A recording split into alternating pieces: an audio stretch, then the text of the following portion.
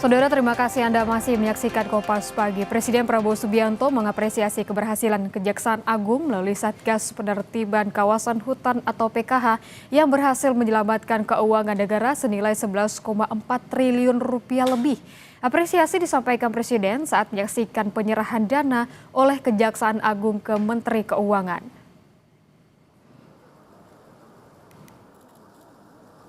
Di Gedung Kejaksaan Agung, Jumat siang, Presiden Prabowo Subianto secara khusus menyaksikan penyerahan dana hasil penagihan denda administratif tahap 6.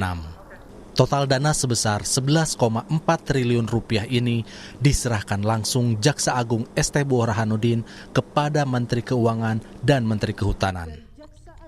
Presiden menegaskan capaian ini merupakan bukti nyata kembalinya kedaulatan negara atas kawasan hutan, sekaligus menambah pemasukan signifikan ke kas negara dari sektor perkebunan dan pertambangan.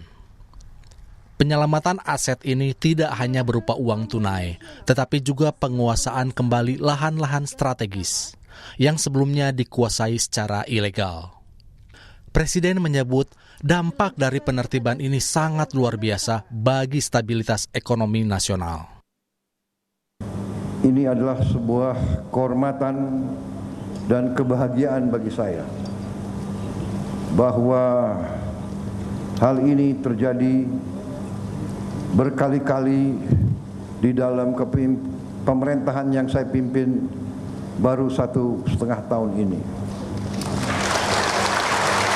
Kalau kita punya bayangan dengan uang ini kita bisa memperbaiki 34.000 sekolah-sekolah kita di seluruh Indonesia. Saudara-saudara.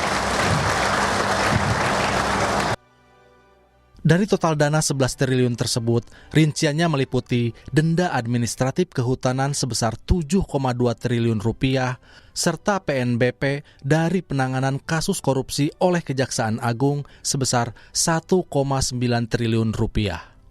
Selain itu, terdapat setoran pajak periode Januari hingga April 2026 sebesar 967 miliar rupiah.